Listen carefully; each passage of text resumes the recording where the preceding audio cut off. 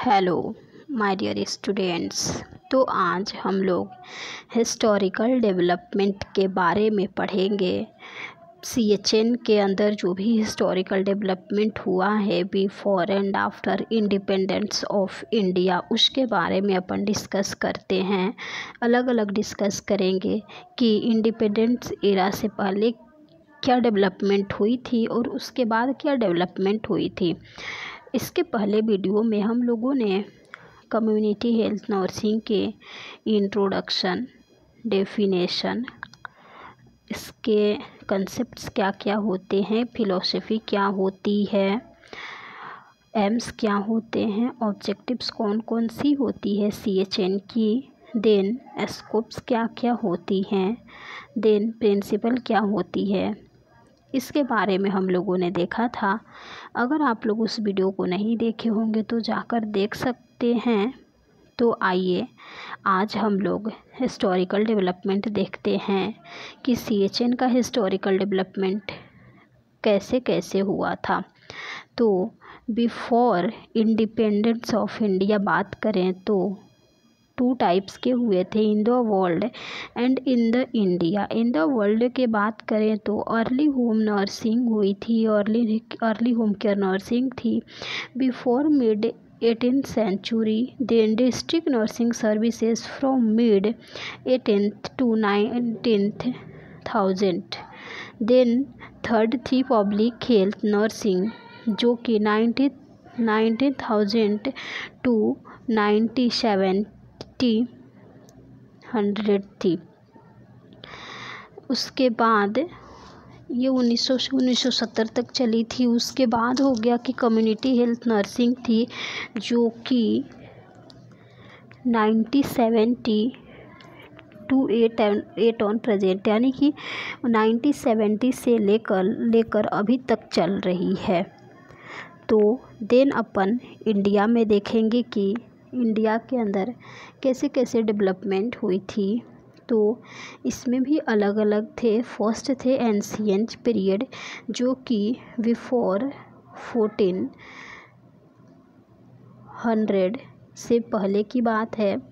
Second वैदिक period थी जो कि 1400 BC टू 600 BC थी। थर्ड पोस्ट वैदिक पीरियड थी यानी 600 BC टू 600 AD थी। देन मुगल पीरियड था जो कि 650 AD था। देन ब्रिटिश रूल्स थे जो कि 1757 टू 1947 थी।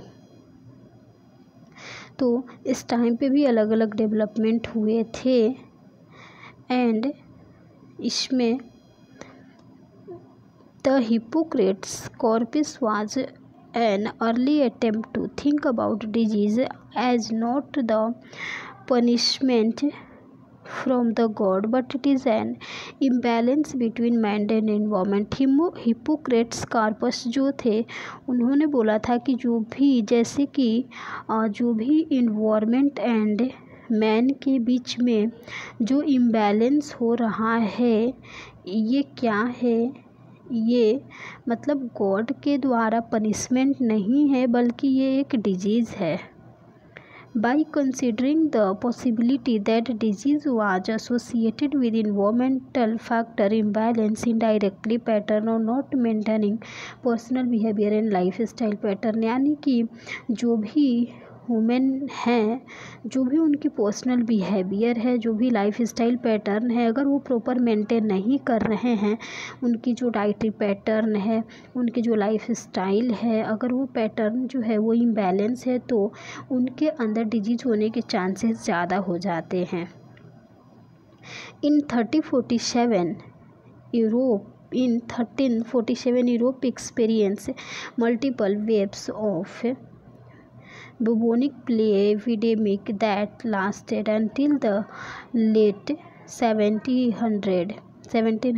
The cause of plague was not known, यानी कि जो भी यूरोप एक्सपीरियंस थी उन्होंने जो किया था, इसमें मतलब मल्टीपल वेव्स थे जो क्या कर रहा है कि कॉज कर रहा है लोगों के अंदर डिजीज़ को। In 1665 Hooke devise a compound known as microscope and use it examine the structure of nature and microscopic level including insect and plants. यानी कि 1665 में हुक जो थे उन्होंने क्या किया था कि जो भी प्लांट्स एंड जो इंसेक्ट्स इंक्लूड हैं माइक्रोस्कोपिक लेवल पे या फिर जो भी नेचर है उसके स्ट्रक्चर को एग्जामिन किया था उन्होंने माइक्रोस्कोप का यूज़ करके।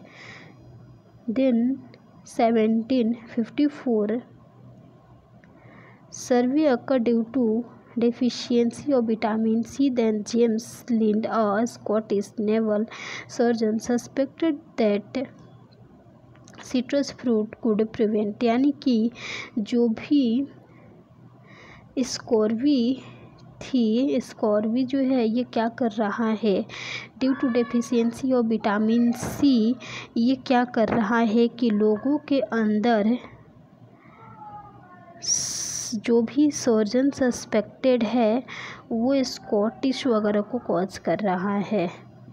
Jon Snow was a physician who spent several decades studying cholera in a systematic way, and he saw an outbreak of cholera that occur in London 1854। यानी कि जो जॉन स्नो थे उन्होंने वो एक फिजिशियन थे जो कि मतलब बहुत सारे उन्होंने स्टडी किया था, उनकी से मतलब एक्सपीरियंस जो थी अच्छी थी, उन्होंने अच्छा खासा टाइम एक्सपेंड किया था और उन्होंने एक अच्छी स्टडी की थी कोलेरा के ऊपर एक सिस्टमिक वे में। तब जाके उन्होंने कोलेरा के जो भी आउटब्रेक है उसको उन्होंने सॉल्व किया था। तो ये मतलब मेनली इसमें ये 4 ही है कि बिफोर इंडिपेंडेंस जो भी थे डेवलपमेंट, ये मीन्स 4 ही 5 है। और उसके बाद अपन इसके कुछ टेबल्स फॉर्म में देख लेते हैं। अर्ली होम केयर सर्विसेज में थी बिफोर 18th मिड में क्या था, इसका फोकस की बात करें तो सिक और पुअर था। नर्सिंग ओरिएंटेशन की बात करें तो इंडिविजुअल थी। सर्विसेज सिंपैथाइज की बात करें तो क्यूरेटिव थी। एंड देन एजेंसी की बात करें तो ले एंड रिलीजियस ऑर्डर्स था। सेकेंड डिस्ट्रिक्ट नर्सिंग सर्विसेज की बात करें जो कि मिड 1800 टू 1900 चली थी, जिसमें सिक और पुअर पर्सन पुअर फोकस थी। जो भी नर्सिंग ओरिएंटेशन थी वो इंडिविजुअल थी। और उसके बाद इसमें सर्विसेज की बात करें तो ये curative and beginning of preventive services थी। एजेंसी जो था ये वॉलंटरी ऑर्गेनाइजेशन था। थर्ड पब्लिक हेल्थ नर्सिंग में नेडी पीपुल थे, then family, then curative and preventive था, then government organisation and some voluntary organisation include थी। Beginning of community health nursing की बात करें तो ये 1970 से लेकर अभी तक चले आ रहा है। ये इसमें क्या था, फोकस जो है कम्युनिटी के ऊपर चल रहा है और जो नर्सिंग ओरिएंटेशन है टोटल पॉपुलेशन के ऊपर है। और यहीं पे सर्विसेज की बात करें तो health promotion and illness prevention के ऊपर हो रहा है। और एजेंसी की बात करें तो differ kind organisation and independent organisation है। तो आई होप कि आप लोगों को ये समझ में आ गया होगा। And then post independence era देखते हैं कि पोस्ट इंडिपेंडेंस क्या क्या डेवलपमेंट हुई थी। First in India INC was formed in 1946 on the basis of war committee reports, and the BSc nursing program was sorted in RAK College of Nursing, New Delhi, CMC College of Nursing, Vellore, Tamil Nadu. यानी कि India के अंदर INC ने 1946 में एक form किया था उन्होंने कि एक BSc नर्सिंग प्रोग्राम को स्टार्ट किया जाए। वॉर कमेटी के बेसिस पर स्टार्ट किया गया था 1946 में, जो कि सबसे पहले भी मतलब RAK college of nursing New Delhi में हुआ था और CMC college of nursing whole Tamil Nadu में हुआ था। After independence the central government took up the responsibilities for improving the health standard of people on the basis of war committee report. After independence जो भी central government है उन्होंने क्या किया था कि वॉर कमेटी के रिपोर्ट के बेसिस पर जो भी पीपुल्स थे उनके हेल्थ स्टैंडर्ड को इम्प्रूव करने का रिस्पॉन्सिबिलिटीज़ उन्होंने ले लिया था और उसके बेसिस पे काम भी कर रहे थे। The ministry of health was started at central और स्टेट लेवल, यानी कि जो भी मतलब हेल्थ का जो मिनिस्ट्री है उन्होंने स्टार्ट किया था सेंट्रल एंड स्टेट दोनों लेवल पर। In 1948 India join as a member of WHO, यानी कि 1948 में जो इंडिया था वो WHO को एज अ मेंबर ज्वाइन कर लिया था। 1946 में तो BSc नर्सिंग प्रोग्राम को लिया था उन्होंने। देन 1948 में इन्होंने क्या किया था कि WHO को एज अ मेंबर ज्वाइन कर लिया था। देन ESI एक्ट पास किया गया था 1948 में। 1948 में इन्वायरमेंटल हाइजीन कमेटी को भी इस्टेब्लिश किया गया था। देन 1950 में प्लानिंग कमीशन ऑफ इंडिया को सेटअप किया गया था। देन 1950 के अंदर ही सेंट्रल फूड टेक्नोलॉजी इंस्टीट्यूट को इस्टेब्लिश किया गया था मैसूरी के अंदर। उसके बाद 1951 में फर्स्ट 5 ईयर प्लान की स्टार्टिंग की गई थी। Then the central drug institute was open in Lucknow 1951। 1951 में एक सेंट्रल ड्रग इंस्टीट्यूट को भी ओपन किया गया था लखनऊ में। देन 1952 में सेंट्रल काउंसिल ऑफ हेल्थ को कॉन्स्टिट्यूट किया गया था और ये किसके साथ कॉन्स्टिट्यूट किया गया था? यूनियन मिनिस्ट्री ऑफ हेल्थ के साथ कॉन्स्टिट्यूट किया गया था। As the member and chairman are central and state health minister. Then 1953 में model public health act committee को अपॉइंटेड किया गया था। देन वापस 1953 में नेशनल मलेरिया कंट्रोल प्रोग्राम को इनिशिएट किया गया था।